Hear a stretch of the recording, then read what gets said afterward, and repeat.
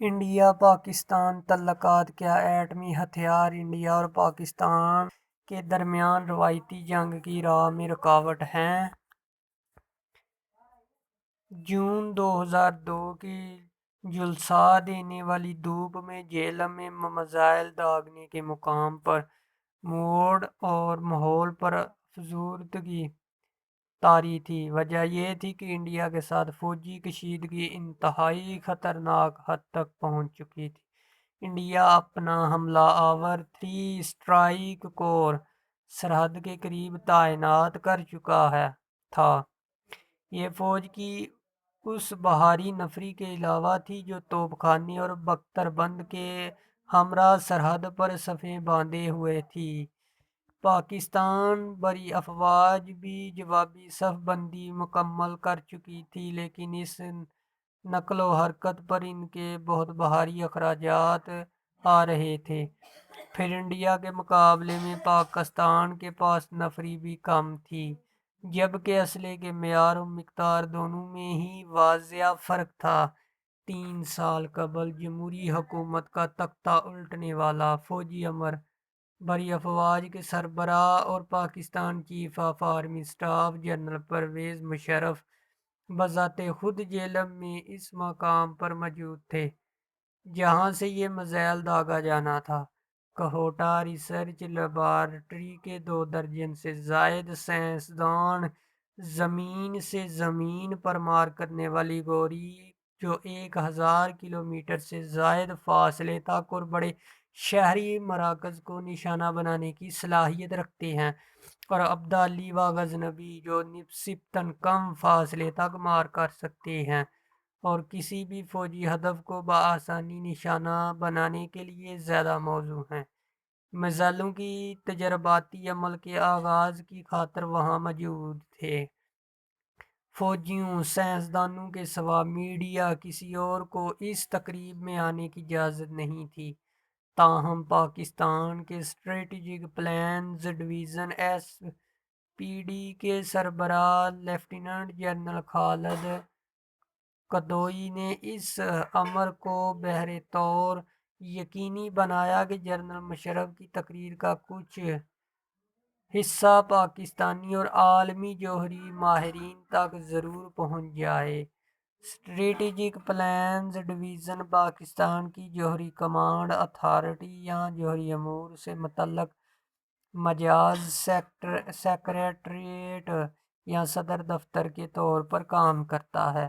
ارادہ یہ تھا کہ جنرل مشرف کی تقریر کو انڈیا کے کسی ممکنہ مہم جوئی کو روکنے کی ایک جنگی دفاعی یا ڈرانے کے لیے استعمال میں لایا جائے، جیسا کہ بعد ازاں جنرل مشرف کی تقریر کے بہت سارے قومی اور عالمی ابلاغی اداروں نے شائع کیا۔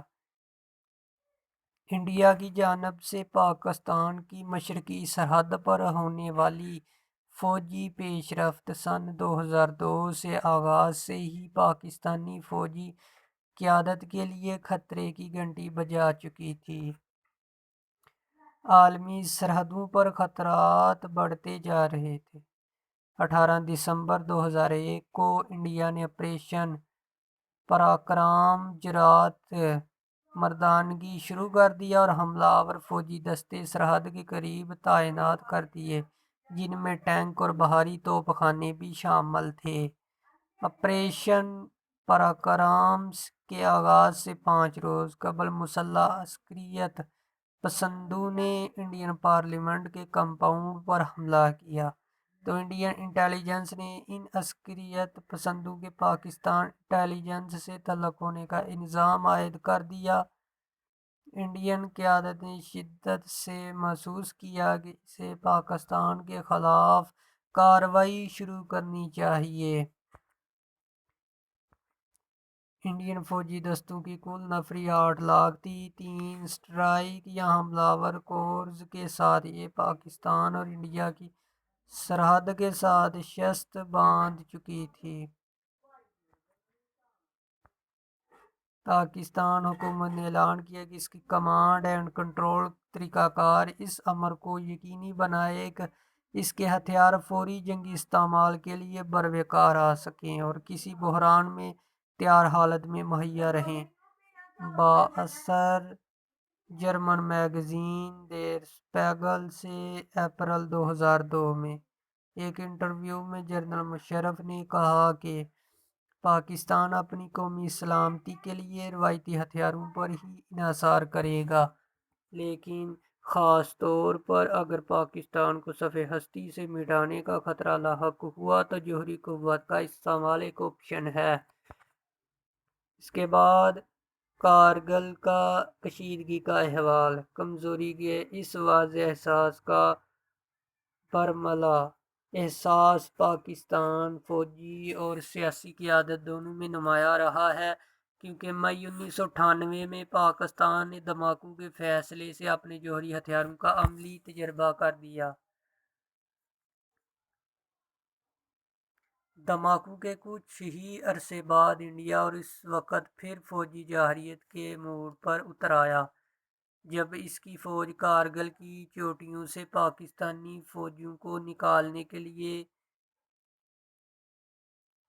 کارگل تنازع اپریل 1999 میں شروع ہوا، جو ایک بار پھر سے جوہری بحران کا باعث بن گیا۔ دونوں طرف سے ایک دوسرے کو ایٹم بم پھینک کر صفحہ ہستی سے مٹا دینے کی دھمکیاں دی جانے لگیں۔ تنازع کی ابتدائی مراحل میں یہ دھمکیاں ایسی سیاسی شخصیات کی طرف سے آ رہی تھیں جو قابل ذکر نہیں تھیں اور ان کا سرحد کے دونوں جانب جوہری فیصلہ سازی میں کوئی عمل دخل نہیں تھا، اس لیے ان دھمکیوں کو خاطر میں نہ لایا گیا۔ لیکن پھر اس صورتحال میں پاکستان کی اس وقت کے سیکرٹری خارجہ شمشاد احمد خان کو بھی کود پڑے۔ مئی کے آخر میں سیکرٹری خارجہ احمد خان نے اس تنازع کے دوران جوہری ہتھیاروں سے متعلق نمایاں ترین بیان دیتے ہوئے انڈیا کو خبردار کیا کہ اپنی جغرافیائی سالمیت کے دفاع کے لیے پاکستان کسی بھی قسم کا ہتھیار استعمال کر سکتا ہے۔ یہ بیان اس لحاظ سے نہایت اہم تھا کہ کیونکہ پاکستان نے عموماً اپنے جوہری ڈاکٹرائن کا فوکس آخری حربے کے طور پر ہی برقرار رکھا تھا۔ اگر ریاست کی بقا کا معاملہ ہوا تو وہ اس بارے میں سوچا جا سکتا ہے۔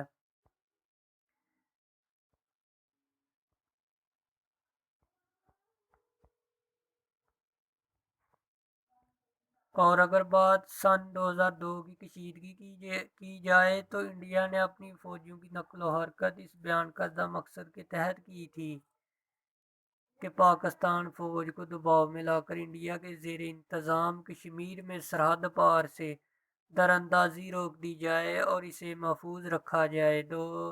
جون 2002 سے انڈیا اپنی فوجی حکام نے دعویٰ کیا کہ سرحد پار سے مداخلت میں 53% کمی آ گئی ہے۔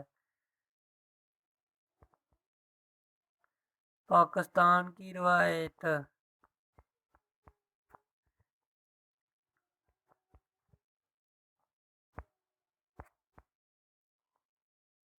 جوہری پالیسی کے بارے میں باتیں شروع کر دیتا ہے اور اس کے نتیجے میں پس پردہ اتنا شور مچ جاتا ہے۔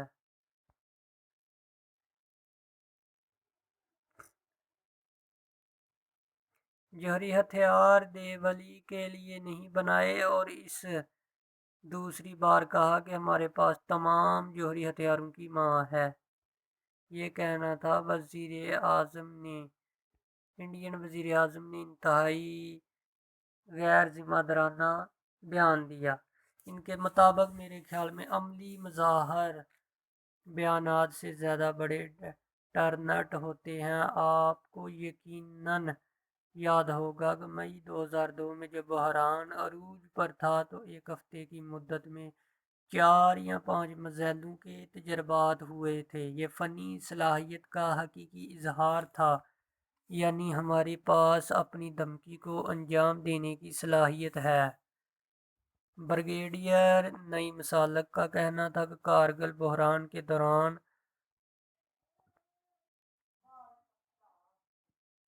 پوچھا گیا کہ پھر انڈیا سرحد تک جنگ کیوں نہ بڑھائی تو بریگیڈیئر نے مثال کا جواب تھا کہ انڈیا نے جنگ اس لیے نہیں بڑھائی کیونکہ کارگل بحران کے دوران عالمی حمایت انڈیا کے ساتھ تھی، وہ عالمی رائے عامہ کی حمایت اپنے ساتھ ہی رکھنا چاہتے تھے۔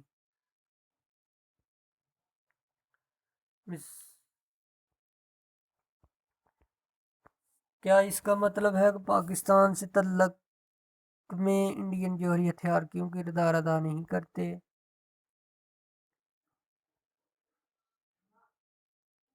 لہٰذا 2002 میں انڈیا نے اپنی جوہری ڈٹرننٹ کو استعمال کرتے ہوئے پاکستان کو بعض وہ اقدامات کرنے پر مجبور کیا جو انڈیا کروانا چاہتا تھا۔ انڈین فوج نے بحران کے آغاز پر پنجاب کی سرحد کے ساتھ پرتھوی میزائل نصب کر دیا۔ اس بارے میں پوچھا گیا تو انڈین وزیر دفاع نے تصدیق کی کہ انڈین میزائل سسٹم اپنے مقامات پر نصب کر دیے گئے پرتھوی جوہری ہتھیار لے جانے کی صلاحیت رکھنے والا نظام۔